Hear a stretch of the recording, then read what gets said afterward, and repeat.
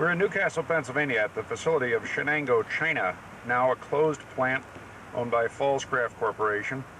This is Art Moore, and I'm taking these photographs to give you a glimpse of what's inside of this facility to be sold around the end of March 1992 by our company on behalf of the owners.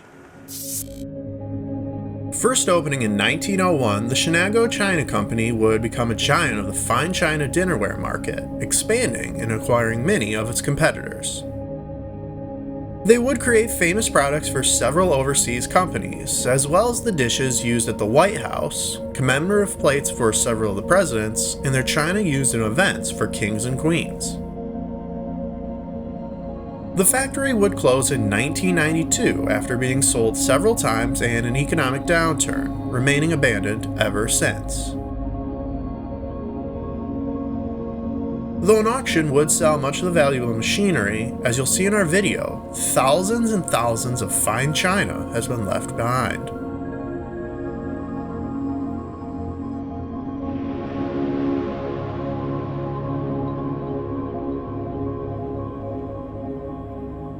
Just look at the amount of china left. This was like the I don't want to say it was a loading dock area, but it's right by the train tracks. So this was more the final stage here, but just boxes and boxes of fine china.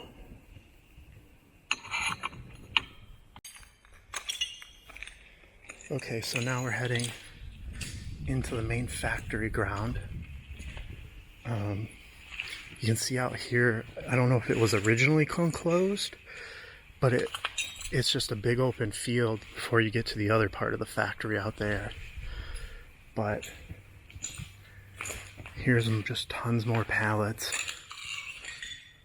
of dishes, cups, tea dishes. There's just one line over here that got left alone. And as you can tell, it's not easy to be quiet in here. But here's one pallet line. And then, oh, look it up there actually. I don't know if we can get up there anymore because the floor is so bad, but look at, you can see there's even pallets of like larger dishes up there. A lot of the floor has collapsed, so we'll see. Yeah, look at this. Just all collapsed. The floor up there. And then here's the part you can tell where more people have gotten in because the china is way more smashed. Look at almost all of it got destroyed here. Now this is cool. Whoever worked over here, they kept track of the games. So here's the New York Yankees game from October 9th, 1958. And here was like the innings they must have played against Milwaukee. And then yeah, here other games. Pittsburgh Pirates. Wow. Just some dude that worked in this corner.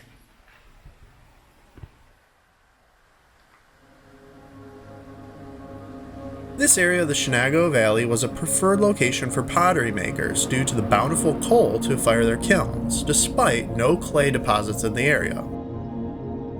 Just 4 years after forming, the company would go bankrupt, reopening 4 years later with 400 employees. In 1912, they would move to the current location after acquiring a pottery factory located here. But before they could open operations, a massive flood to the next door Shenango River left 3 feet of standing water in the entire building. These are all molds. We're in another area for forming. We'll see some more wall equipment in just a moment. There's conveyor that runs throughout the plant. I understand there's somewhere between 2,000 and 3,000 feet of this conveyor you see at the top. Oh, these were the molds. That's what these were. They're super heavy. You can see here this one broke. So there's the mold for all the different things. I don't know. It is, you can tell they like fell down from up there. And then there, look at that big pile of china they just piled up there, and they're probably going to get rid of. Until 1935, the company sold exclusively to commercial operations such as restaurants, hotels, or hospitals. In 1936, French manufacturer Theodore Haviland Company utilized Shinago for their famous Haviland dinnerware until 1958. In 1939, a partnership with Louis Helaman would see the new Castleton China line formed, which would be completely purchased by Shinago in 1951. Castleton would design the gold service plates for the White House's state dining room in 1955, and then a new set in 1968. During World War II, half of the company's output was for the military, including plain white dinnerware for the troops, as well as ceramic parts for landmines. This is funny. Somebody put a little thing there. And now also what I have to do is be careful because that wall is the active factory. And I don't know how like open it is from here. But then here's more molds. This might have been cups because they're deeper. Yeah, coffee it says. Coffee cup. Control panels are down at the right-hand side of the picture right now. This happens to be the Lear made by Baumann. That's the wire belt. This is part of the drying area.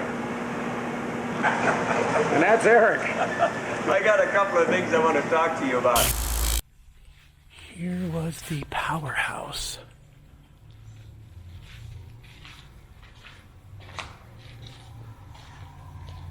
And I can hear something right out there, so I'm not really going to look in here much. There's just the thing right there. Now that's one of two circular spray glaze machines. There are no end, it seems, to carts like this, wear carts. This is another of the spray glaze machines. So this was another like production line, because there's the rails, and then this one goes through this tunnel all the way to the other side. And then yeah, look at this, look how blown open it is. In the post-war baby boom, business for dinnerware and hotelware soared, and over 200,000 square feet was added to the factory, 60,000 of which was for a new 200-foot-long tunnel kiln. They continued to prosper, receiving their largest order in 1969 of 150,000 pieces requested for the International Hotel in Las Vegas. In 1973, a $1 million expansion and renovation of the plant began, at which time they employed 1,200 people and were the county's largest employer. In fact, they stated they had to turn away $2.5 million of orders because they simply couldn't keep up with the demand. Its owners would sell the business in 1979, and the following decade, Syracuse China purchased the company. They would close the factory and force the employees to reapply for their jobs at a lower pay rate, leading many to choose not to return.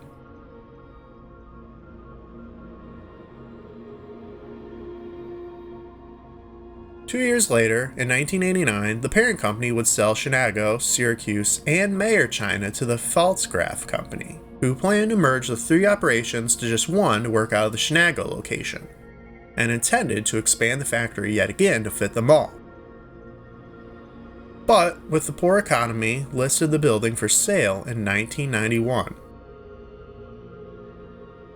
The property was still looked after, but slowly fell victim to scrappers, who were believed to have caused a massive fire in 2012, which left the middle third of the factory incinerated.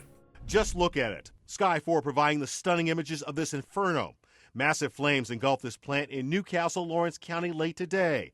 Billowing smoke coming from the fire could be seen for miles, but it was the intense heat forcing firefighters to battle the blaze from a distance. The building, the old Shenango China plant, has been vacant for years. Now the structure, with more than 100 years of history, is no more. Located at the corner of Grant and Sampson Streets, it went up in smoke in minutes. Fortunately, there was no one inside the building at the time. 6 companies battled this blaze. The only injuries? Some of the firefighters who suffered heat exhaustion from these intense flames. Yeah, here's another production line up here. And then more wide open space. Oh yes, we can get in there where those things were, where the roof or the floor was collapsing. Yeah, so here was like all the designs, the labels and stuff for each one. Different things. They had them all numbered and cataloged.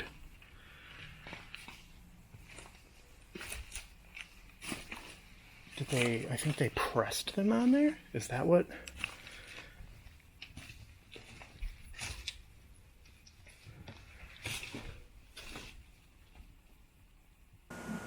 Well, we're going to wrap up this very brief tour of Shenango, China, or what remains of it. Keep in mind that at the end of March there will be an auction. All items will be sold to the highest bidder. And if you have any questions, any detailed questions at all about any machine, get in touch with us.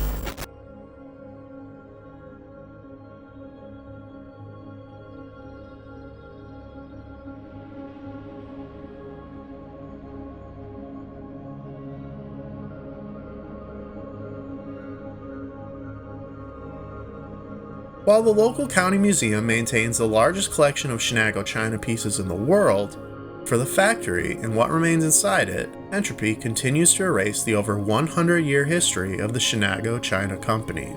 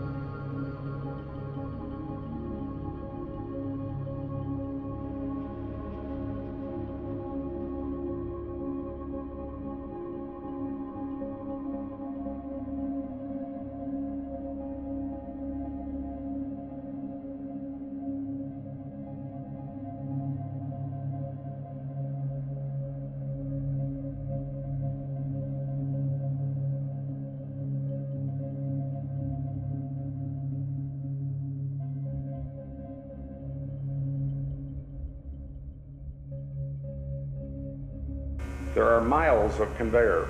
This is roller conveyor, belt conveyor. It's all over the plant. In this area, loaded with carts, we find 2 Faro kilns. Very nice modular kilns. They can be moved. I'm not going to be showing you carts all day, but just to give you an idea, these are carts one on top of the other. You'll see an old kiln. There's one circular kiln. This is a brick and place kiln, but I'll show you the more modern ones. I just wanted to give you a comparison.